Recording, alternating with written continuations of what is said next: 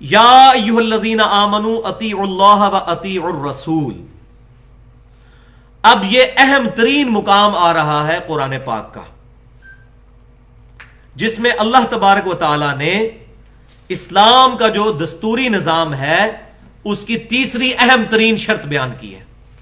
پہلی شرط اس سے پچھلی آیت میں پہلی دو شرطیں پڑھ چکے ہیں ہم. پہلی شرط کیا تھی کہ اہل لوگوں کو امانتیں سپرد کرو، اپنا لیڈر ان کو بناؤ جو اہل ہوں اس منصب کے، بے ایمان لوگ نہ ہوں، بدماش لوگ نہ بن جائیں ایم این اے اور ایم پی ایس آج کے دور میں اگر ہم بات کر رہے ہیں. اور دوسری چیز کیا تھی کہ لوگوں کے درمیان انصاف کے ساتھ فیصلہ کرنا ہے، عدالتیں آزاد ہونی چاہیے. اب یہ تیسری اہم ترین شرط آ رہی ہے، یا ایھا الذین آمنوا اطیعوا اللہ و اطیعوا الرسول. اے ایمان والو اطاعت کرو اللہ کی اور اطاعت کرو اس کے رسول کی صلی اللہ علیہ وسلم. اطاعت کا لفظ کس کے ساتھ آیا؟ اللہ کے ساتھ اور رسول کے ساتھ. اب تیسری بھی ایک اطاعت کا ذکر آ رہا ہے بیچ میں، لیکن وہ مشروط اطاعت ہے. ایبسولوٹ اطاعتیں، غیر مشروط اطاعتیں دو ہی ہیں، اطیعوا اللہ و اطیعوا الرسول. اللہ کا حکم مانو، رسول کا حکم مانو. اور آج ہمارے سامنے اللہ اور اس کا رسول انسٹیٹیوشن کے اعتبار سے ہوں گے. نبی صلی اللہ علیہ وسلم بھی ہمارے سامنے موجود نہیں ہے، اللہ تبارک و تعالی ہماری نگاہوں کے سامنے نہیں ہے. وہ ہمیں ضرور دیکھ رہا ہے لیکن ہم نہیں اس کو دیکھ سکتے. تو اللہ تبارک و تعالی اور اس کے محبوب صلی اللہ علیہ وسلم کی اطاعت کا مطلب کیا ہوا؟ کتاب اللہ کی اطاعت اور سنت جو صحیح احادیث سے ڈرائیوڈ ہو اس کی پیروی کی جائے. تو یہ دو ایبسولوٹ چیزیں جو ہیں اس کے اندر بیان ہوئی ہیں. یا ایھا الذین آمنوا اطیعوا اللہ و اطیعوا الرسول. اے ایمان والو اطاعت کرو اللہ کی اور اطاعت کرو رسول کی صلی اللہ علیہ وسلم. وَأُولِي الْأَمْرِ مِنْكُمْ. اور جو تم میں حکمران ہو، اولو الامر ہو، جس کا حکم چلتا ہو، جس کا امر چلتا ہو، اس کی بھی تم نے اطاعت کرنی، یعنی خلیفۃ المسلمین کی، یا جو بھی حکمران ہوگا مسلمانوں کا اس کی بھی اطاعت کرنی ہے. لیکن یہ جو تیسری اطاعت ہے یہ مشروط ہے. حکمران کے ساتھ آپ جھگڑا کر سکتے ہیں. فَإِن تَنَازَعْتُمْ فِي شَيْءٍ فَرُدُّوهُ إِلَى اللَّهِ وَالرَّسُولِ. اسی آیت میں آ گیا اگر تمہارا حکمران کے ساتھ کسی معاملے میں جھگڑا ہو جائے تو اپنے مسئلے کو پلٹا دو اللہ اور اس کے رسول کی طرف، یعنی کتاب اللہ کی طرف اور سنت کی طرف. اگر تمہارا حکمران کے ساتھ جھگڑا ہو جائے، اولو الامر کے ساتھ، خلیفۃ المسلمین ہی کیوں نہ ہو، اگر وہ کوئی ایسا تنازع کھڑا کر دیتا ہے جو تمہاری نظر میں کتاب اور سنت کے خلاف ہے تو پھر معاملے کو پلٹاؤ اللہ اس کے رسول کی طرف. لیکن کون پلٹائے گا؟ بے ایمان نہیں پلٹائے گا، ایمان والا ہوگا. ان کنتم تؤمنون باللہ، اگر تم اللہ پر ایمان رکھتے ہو، والیوم الآخر، اور آخرت کی بھی دھمکی لگا دی، اور تمہیں یہ پتا ہے کہ قیامت والے دن اللہ کے حضور پیش ہونا ہے، تو پھر ہی تم یہ کام کرو گے کہ کتاب و سنت کی بات کرو گے. ورنہ کتاب و سنت کو پس پش ڈال دو گے، اپنی اپنی اسی پرانی ریتوں پر چلتے رہو گے. ذالک خیر، اسی میں تمہاری خیریت ہے. وَأَحْسَنُ تَأْوِيلًا، اور یہی انجام کے اعتبار سے بہتر بھی ہوگا. کیا بہتر ہوگا؟ کہ ایبسولوٹ اطاعت دو، اللہ اور اس کے رسول صلی اللہ علیہ وسلم کی اطاعت اختیار کرنی ہے. اور آج کی ڈیٹ میں انسٹیٹیوشن کی صورت میں اللہ اور اس کے محبوب صلی اللہ علیہ وسلم کی تعلیمات کی اطاعت کرنی ہے. اس کے بعد اگر کسی کی اطاعت ہے تو خلیفۃ المسلمین کی، لیکن وہ بھی ایبسولوٹ نہیں ہے، ریلیٹو ہے اور مشروط ہے کتاب اور سنت کے دائرے کے اندر. تو یہاں پہلے تو میں دستوری نظام کے حوالے سے بات کر دوں کہ تین جو آئیں سورۃ النساء کی آیت نمبر 58 اور 59 کے اندر جو تین چیزیں آئیں وہ کیا تھیں، ریپیٹ کر لیتے ہیں. پہلی چیز یہ ہے کہ اہل لوگ تمہارے لیڈر ہونے چاہیے. دوسرا، عدالتیں آزاد ہونی چاہیے، انصاف کے ساتھ فیصلہ ہونا چاہیے. اور تیسرا، عدالتیں فیصلہ کریں گی تو کتاب و سنت کے مطابق کریں گی. تو اس سے یہ مسئلہ بھی حل ہو گیا کہ آج یہ بات کی جاتی ہے کہ اس کا فیصلہ کون کرے گا کہ کتاب و سنت کے مطابق فلاں قانون ہے یا نہیں ہے. تو اس کا فیصلہ عدالتیں کریں گی، پارلیمنٹ نہیں کرے گی. یہ جو ڈیموکریسی آج کل چل رہی ہے اس اعتبار سے دنیا میں جہاں کہیں بھی، پاکستان میں اس طرح کی نہیں ہے کہ ہم اس کے اوپر شرک کا فتویٰ لگا دیں. تو دنیا کے اندر جو ڈیموکریسی ہے کہ by the people, for the people, from the people, لوگ جو مسئلہ جو ہے وہ بنا کر اس کے اوپر اتفاق کر لیں. جس طرح کہ ابھی امریکہ کی 3 اسٹیٹس کے اندر ہومو سیکچولیٹی کو انہوں نے جائز کردار جو ہے وہ قرار دے دیا ہے, قرارداد پاس ہو چکی ہے کہ مرد مرد کے ساتھ شادی کر سکتا ہے. وہ کہتے ہیں قانون بنائیں گے ہم, جمہوریت ہے. اس طرح کی جمہوریت خالصتاً شرک ہے.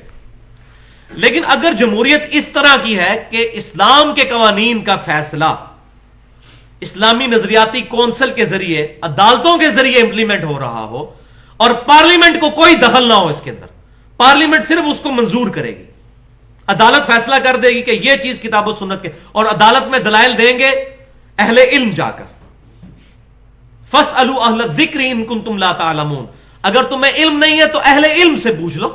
لیکن اہل علم سے یہ نہیں پوچھنا کہ آپ کیا فرماتے ہیں, بزرگ کیا فرماتے ہیں, حضرات کیا فرماتے ہیں, بزرگ کیا فرماتے ہیں, یہ نہیں پوچھنا. یہ پوچھنا ہے اللہ کیا فرماتے ہیں اور رسول اللہ کیا فرماتے ہیں اور اجماع امت کیا کہتا ہے. مولوی کی اپنی بات نہیں کرنی, ورنہ مولوی تو آپ کو پتا ہے جس چیز کے اوپر آج مرضی آپ فتویٰ لے لیں, ہر چیز کو جائز قرار دینے کے لیے مولوی تیار بیٹھا ہے. پیسہ لگائیں آپ, تھوڑا سا اس کو میڈیا کے اوپر لیں, اپنی مرضی کے فتوے لے لیں. تو پاکستان کے اندر الحمدللہ اس اعتبار سے میں سمجھتا ہوں کہ جو جمہوری نظام ہے اس کو ہم اس شرک کے درجے میں نہیں کہہ سکتے. اس کی وجہ یہ ہے کہ یہاں پر کوئی بھی قانون جس کا تعلق دین کے ساتھ ہوتا ہے وہ پارلیمنٹ کو اختیار نہیں ہے جب تک عدالت اس پر فیصلہ نہ کرتے.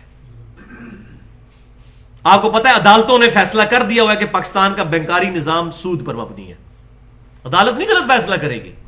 اس کی وجہ یہ ہے کہ وہاں اہل لوگ بیٹھے ہوئے ہیں. الحمدللہ آج 2012 کے اندر ہم لوگ بیٹھے ہیں. اس وقت بھی آپ دیکھ لیں ہماری جو عدالتی نظام ہے میرے خیال دنیا میں انصاف کے اوپر ایک اچھا خاصا مقام اپنا رکھتا ہے. فیصلے لیٹ ہو رہے ہیں یہ الگ بات ہے, لیکن کم از کم انصاف پر مبنی تو ہے. عوام کی بنائی ہوئی یہ اس وقت کورٹ چل رہی ہیں, چیف جسٹس کا بحال ہونا اور یہ تمام معاملات ہمارے سامنے ہیں. تو کوئی بھی ایسا قانون جو کتاب و سنت کے خلاف ہوگا وہ عدالت میں چیلنج ہو سکتا ہے. پارلیمنٹ کو کوئی اختیار نہیں ہے, نہ سینٹ کو نہ قومی اسمبلی کو, کہ اسلام سے ریلیٹڈ کوئی قانون پاس کریں. ہاں اسلام سے ہٹ کر کوئی قوانین ہے جو ہمارے دنیاوی معاملات کو چلانے کے لیے ٹریفک کے قوانین ہو سکتے ہیں اور مختلف قوانین ملک کے اندر ہو سکتے ہیں, کسٹم کے قوانین ہو سکتے ہیں, اس میں ٹھیک ہے کتاب و سنت کی مخالفت نہ ہے. باقی یہ ہے کہ کوئی قانون بنا سکتا ہے, اس میں کوئی حرج نہیں ہے. تو اس اعتبار سے جو بعض یہ دو ایکسٹریمز ہیں, ایک ایکسٹریم پہ وہ لوگ ہیں جو جمہوریت کو مطلقاً شرک کہتے ہیں, تو پاکستان کی جمہوریت کے اوپر ہم شرک کا فتویٰ نہیں لگا سکتے. یہ اسلامی نظام نہیں ہے. اسلامی نظام تو سعودی عرب میں بھی نہیں ہے, وہ بھی ملوکیت ہے. اسلامی نظام تو 40 ہجری کے بعد ختم ہو چکا, سیدنا علی کی شہادت کے بعد ملوکیت شروع ہو چکی, ملک عاضن کاٹ کھانے والی ملوکیت. اب تو امام مہدی جو ہے رضی اللہ تعالیٰ عنہ وہ آئیں گے تو پھر شاید خلافت جو ہے اس وقت تک تو نظر نہیں آ رہا. اس وقت تو ہمیں احادیث سے وعدے ہیں کہ پوری دنیا کے اندر جو ہے وہ خلافت کا نظام قائم ہو جائے گا. اس سے پہلے تو شاید والی بات ہے. تو اس وقت جو نظام پاکستان کے اندر ہے تو اس کے اوپر مطلقاً اس طرح کی فتویٰ بازی بعض لوگ کرتے ہیں, تو ایسا نہیں کرنا چاہیے, بڑی احتیاط کی ضرورت ہے. اب بعض بدقسمت لوگ ایسے بھی ہیں کہ جنہوں نے اس آیت کو اپنے ذاتی مقاصد کے لیے استعمال کیا ہوا ہے. Nothing to do with that. اس آیت کا اس کے ساتھ ڈائریکٹلی تعلق ہی کوئی نہیں تھا, لیکن اس میں سے تقلید ثابت کی ہوئی ہے. ظلم کی انتہا یہ ہے کہ جو چیزیں تقلید کے رد کے اوپر ہیں ان کے ساتھ تقلید ثابت کی جاتی ہے. وہ عمر بن عبدالعزیز کا قول مجھے یاد آ گیا. وہ فرمایا کرتے تھے منکرین تقدیر سے کہ اے قدریہ کے گروہ, جن آیات کو پڑھ کر صحابہ کرام علیہم رضوان تقدیر ثابت کیا کرتے تھے, تم انہی آیات کو پڑھ کے تقدیر کا انکار کرتے ہو. اور یہی بالکل ہو رہا ہے. اس آیت سے امام حنیفہ کو بیچ میں ڈالا ہوا ہے لوگوں نے, کسی نے امام شافعی کو ڈالا ہوا ہے, امام مالک کو ڈالا ہوا ہے. بھائیو ان کے نام کوئی نہیں اس میں لکھے ہوئے, یہ آیت آپ کے بالکل سامنے ہے. اس سے اجتہاداً مسئلہ نکالنا وہ الگ بات ہے, لیکن وہ کہتے ہیں اولو الامر سے مراد جو ہے امام حنیفہ ہے رحمۃ اللہ علیہ. اب امام حنیفہ بیچاروں کا کوئی قصور نہیں ہے, ان کی تو جرت ہی نہیں تھی وہ اس طرح کی بات کرتے کہ میں یہ ہوں. یہ تو پیچھے لوگوں نے منسوب کیا ہے. عیسیٰ علیہ السلام کے ساتھ اگر چیزیں غلط منسوب ہو چکی ہیں تو عیسیٰ علیہ السلام کا کوئی قصور نہیں, ہم ان کا احترام کرتے ہیں. ایک بہت بڑا بلنڈر میں آپ کو چھوٹی سی بات بتا دیتا ہوں. امام مالک کے بارے میں پوری دنیا کے مالکی, پوری دنیا کے حنفی, شافعی, حنبلی سارے کہتے ہیں کہ امام مالک رحمت اللہ علیہ ہاتھ چھوڑ کر نماز پڑھنے کے قائل ہیں. سفید جھوٹ ہے. ان کی اپنی کتاب دنیا میں موجود ہے الموطا امام مالک, اس میں پورا چیپٹر ہے. اور یہ وہی حدیث ہے جو امام بخاری امام مالک سے لے کے آیا صحیح بخاری کے اندر کہ نبی صلی اللہ علیہ وسلم کے زمانے میں ہمیں حکم دیا جاتا تھا کہ اپنا دایاں ہاتھ بائیں زرہ پر رکھیں. اور امام مالک رحمۃ اللہ علیہ نے اس میں یہ بات نقل کی ہے کہ تمام نبیوں کی سنت یہ ہے کہ دایاں ہاتھ بائیں ہاتھ پہ رکھا جائے نماز کے اندر, دایاں ہاتھ بائیں زرہ کے اوپر. اب امام مالک کی اپنی کتاب میں تو یہ لکھا ہوا ہے, اور مالکی کیا کر رہے ہیں. بس اب آپ سمجھ لیں کہ امام حنیفہ رحمۃ اللہ علیہ کی بھی اگر کوئی کتاب آج دنیا میں موجود ہوتی صحیح سند کے ساتھ تو آج یہ معاملے حل ہو چکے ہوتے.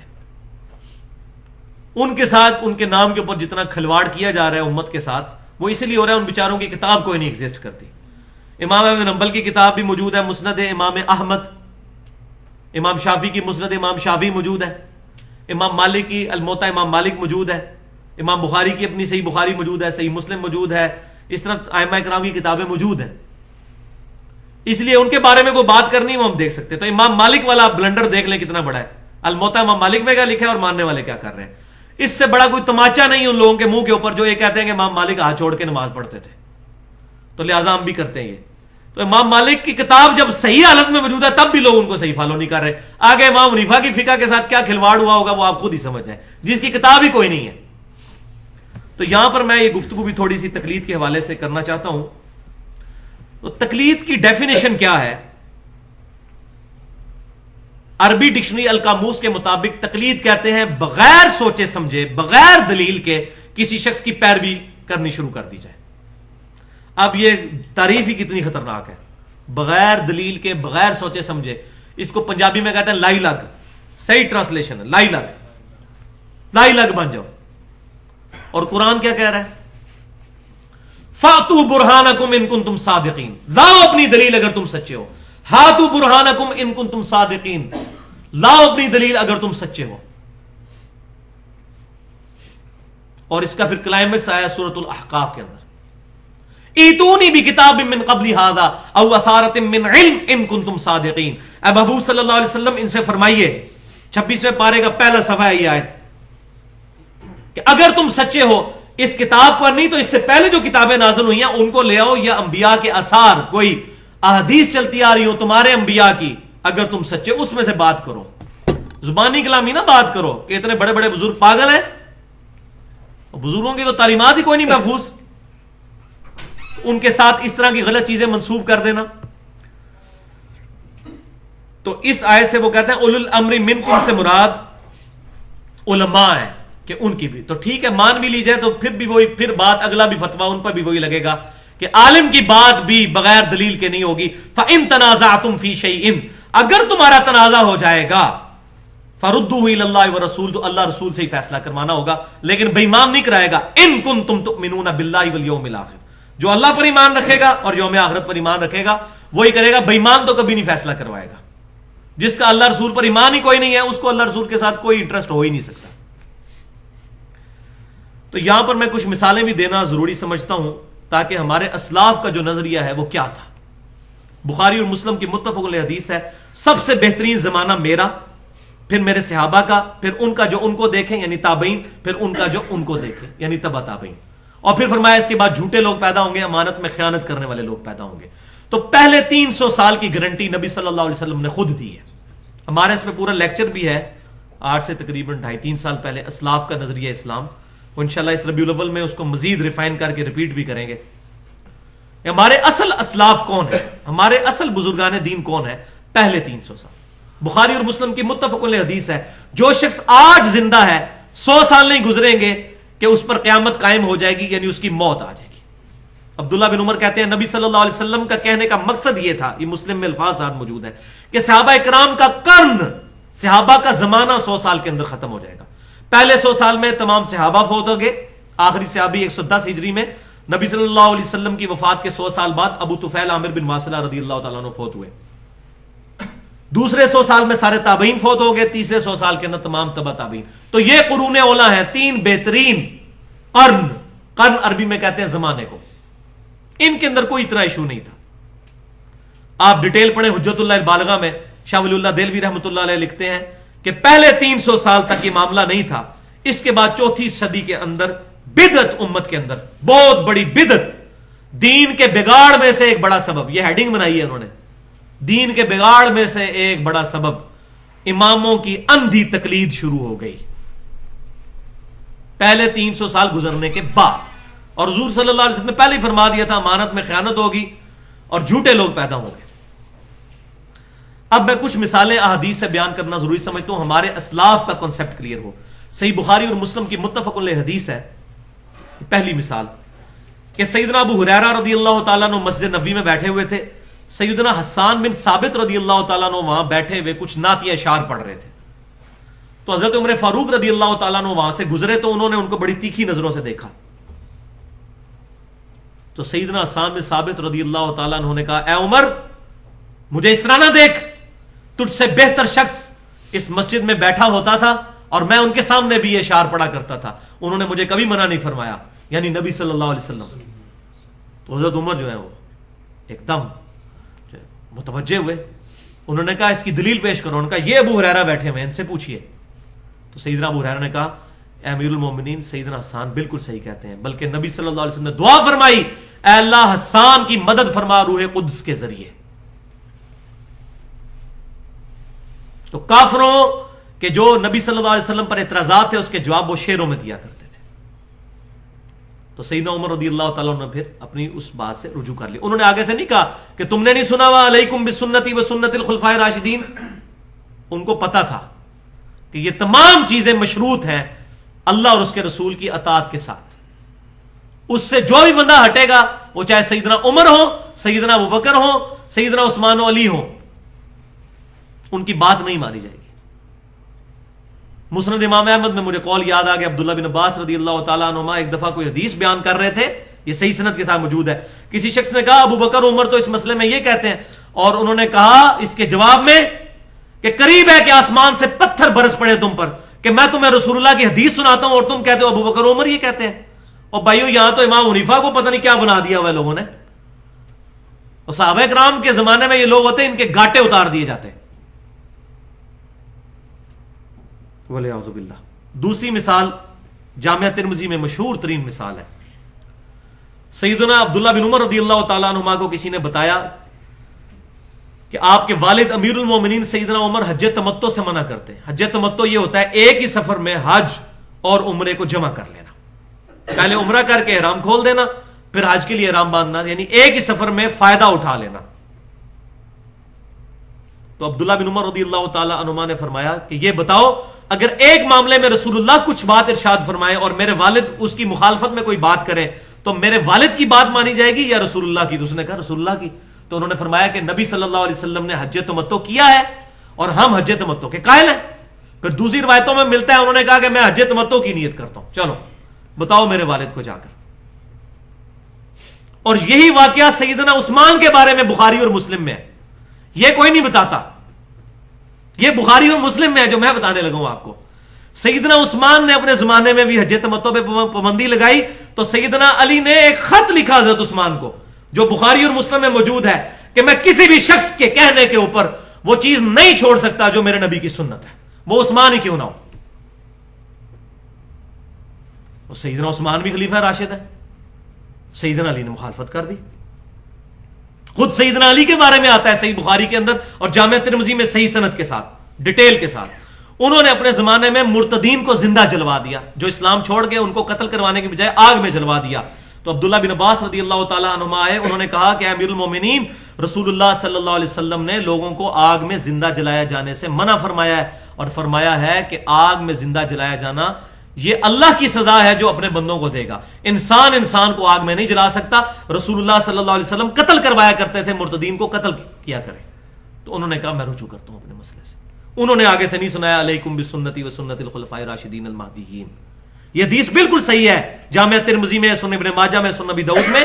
لیکن خلفاء راشدین کی سنت وہ جس پر صحابہ کا اجماع ہو جائے، انڈیویجول کسی خلیفہ راشد کا فیصلہ نہیں. اسی لیے یہی فرمایا گیا علیکم بسنتی و سنت الخلفاء راشدین، کیونکہ خلیفہ راشد کوئی کام کرے گا پبلکلی رپورٹ ہو جائے گا. صحابہ کو نہیں حجت بنایا گیا. وہ حدیث ضعیف ہے، سخت ترین ضعیف ہے کہ میرے صحابہ ستاروں کی مانند ہے. ورنہ بخاری شریف میں موجود ہے عبداللہ بن مسعود قل اعوذ برب الفلق اور قل اعوذ برب الناس کو قرآن کا حصہ نہیں مانتے تھے، تو ہم بھی قرآن پاک سے نکال دیں اس کو. تو صحابہ کا اجماع حجت ہے، کیونکہ المستدرک الحاکم میں صحیح سند کے ساتھ حدیث ہے، میری امت کبھی گمراہی پر جمع نہیں ہوگی، کتاب العلم حدیث نمبر 399۔ پوری امت کا اجماع جو ہوگا وہ حجت، صحابہ کا اجماع، اور اجماع رپورٹ ہوگا خلفائے راشدین کے ذریعے سے۔ تو یہاں پر میں ایک مثال بیان کرنا ضروری سمجھتا ہوں کہ یہ مسئلہ صرف صحابہ تک نہیں رہا، قرون اولا کے دور کے اندر بھی ایسے ایسے مجاہدین گزرے ہیں جنہوں نے اعلان حق بلند کیا۔ جامعہ ترمذی میں صحیح سند کے ساتھ حج کے چیپٹر میں موجود ہے کہ امام وقی رحمۃ اللہ علیہ، جو کہ امام حنیفہ رحمۃ اللہ علیہ کے شاگرد تھے، انہوں نے کسی مجلس میں بیان کیا جس مجلس میں ابو صائب بیٹھے ہوئے تھے رحمۃ اللہ علیہ، اور امام ترمذی کہتے ہیں میں نے ابو صائب سے یہ بات خود سنی ہے کہ ایک مجلس میں امام وقی رحمۃ اللہ علیہ یہ مسئلہ بیان کر رہے تھے کہ اشعار کرنا سنت ہے۔ اشعار یہ ہوتا ہے کہ جو ہدی کا جانور ہے، قربانی کا جانور ہے، جو حج کے لیے جا رہا ہوتا ہے، اس کی گردن پہ ہلکی سی یوں نوک لگا کے چھری کی تھوڑا سا خون نکلے تو اس کے خون یہاں پر گردن پہ مل دیا جائے، تاکہ وہ سرخی نشان بتائے کہ یہ اللہ کی راہ کا جانور ہے۔ یہ نبی صلی اللہ علیہ وسلم کی سنت ہے۔ تو وہاں ایک بندے نے بیٹھے ہوئے کہا کہ امام حنیفہ رحمۃ اللہ علیہ اور ابراہیم نخعی رحمۃ اللہ علیہ تو اس کو کہتے ہیں یہ تو جانور کا مسئلہ کرنا ہے، یہ تو بدعت ہے، یہ تو مسئلہ کرنا ہے، یہ تو جانور کو تکلیف دینے والی بات ہے، کل کو کوئی یہ کہے گا جی جانور کو قربان کرنا بھی تکلیف دینا ہے۔ تو امام وقی رحمۃ اللہ علیہ نے فرمایا کہ میں تجھے رسول اللہ کی حدیث بیان کر رہا ہوں اور تو مجھے کہہ رہا ہے کہ ابو حنیفہ یہ کہتا ہے اور ابراہیم نخعی یہ کہتا ہے، تو اس قابل ہے کہ تجھے قید کر دیا جائے اور اس وقت تک آزاد نہ کیا جائے جب تک کہ تو اپنے قول سے رجوع نہ کر لے۔ یہ امام ترمذی لے کے آئے ہیں صحیح سند کے ساتھ۔ تو امام وقی حالانکہ امام حنیفہ کے شاگرد تھے، انہوں نے صحیح تعلیمات حاصل کی تھی، سارے ائمہ نے یہی بات کی، امام حنیفہ ہوں، امام شافعی ہوں، امام مالک ہوں، امام احمد بن حنبل ہوں، امام جعفر ہوں، بڑے بڑے ائمہ جتنے، انہوں نے یہی بات کی، ہماری کوئی بات کتاب و سنت اور اجماع کے خلاف ہو اس کو دیوار پہ مار دو۔ یہ چیلنج نہیں انہوں نے کیا، یہ کہتے ہیں چیلنج کیا ہے، چیلنج کرتے نا اگر تو وہ تو پیغمبری کا دعویٰ کر لیتے، صرف نبی صلی اللہ علیہ وسلم سے غلطی نہیں ہو سکتی، باقی تو کوئی شخص معصوم نہیں ہے۔ یہ انہوں نے اپنی قبر باری ہونے سے بچائی ہے کہ دیکھنا بھائی یہ چیک کر لینا۔ پوری ڈیٹیل جو ہے وہ انشاءاللہ میں اس لیکچر کے اندر پھر ڈیٹیل کے ساتھ بیان کروں گا۔ اب فقہ حنفی کے 2-3 مسئلے ایسے ہیں جو کتاب و سنت کے بالکل خلاف ہیں، وہ میں ضروری سمجھتا ہوں یہاں پر بیان کر دوں تاکہ میں یہ بات پتہ چلے کہ الحمدللہ آج ہمارے حنفی بھائیوں نے بھی، بریلویوں اور دیوبندیوں نے بھی ان مسئلوں سے رجوع کر لیا ہے۔ مثال کے طور پر در مختار کے اندر یہ لکھا ہوا ہے کہ مدینہ ہم حنفیوں کے نزدیک حرم نہیں ہے، اور بخاری مسلم کی درجنوں حدیثیں اس پر گواہ ہیں کہ مدینہ حرم ہے، لیکن آج کے دیوبندی اور بریلوی حنفی مدینے کو حرم مانتے ہیں، اپنے امام کے قول کو چھوڑ چکے ہوئے۔ بڑی اچھی بات ہے، صحیح حدیث مل گئی، قول چھوڑ دیا، وہ امام حنیفہ والی بات پر عمل کیا کہ میرا قول دیوار پہ مار دینا۔ ہمارے الحمدللہ دیوبندی بریلوی بھائیوں نے یہ قول دیوار پر مار دیا ہے، دیوار پر مار کر رکھ دیا ہے، اور کہتے ہیں نہیں مدینہ حرم ہے۔ امام احمد بریلوی صاحب نے فتاوی رضویہ میں بڑے کھل کے لکھا ہے کہ ہمیں حدیثیں پہنچی ہیں، ہم کیوں نہ مدینے کو حرم مانے۔ انہوں نے پوری نعت لکھی ہے، حاجیو آؤ شہنشاہ کا روزہ دیکھو، کعبہ تو دیکھ چکے، کعبے کا کعبہ دیکھو، تو انہوں نے رجوع کیا ہے، بڑی اچھی بات ہے۔ اسی طریقے سے موطا امام محمد میں موجود ہے کہ عقیقہ کرنا مکروہ ہے، اور بخاری میں پورا چیپٹر ہے کہ عقیقہ کرنا سنت ہے۔ جامع ترمذی اور ابن ماجہ کے اندر حدیث موجود ہے، عقیقہ کرو، لڑکے کی طرف سے 2 بکرے، لڑکی کی طرف سے 1 بکرا، اور بچے کی جان گروی ہوتی ہے عقیقے کے، یہ بس یہ سنت ہے۔ اور الحمدللہ آج بریلوی دیوبندی بھی عقیقہ کرتے ہیں، اپنے امام کے قول کو دیوار پہ مار دیا ہے۔ مبارکباد ہے ہمارے حنفی بھائیوں کے لیے، یہ بات ہوئی نا، یہ پکے حنفی۔ تو ہم کہتے ہیں اماموں کو بھی مانے، اماموں کی بھی مانے، الحمدللہ ہم اماموں کو بھی مانتے ہیں، اماموں کی بھی مانتے ہیں۔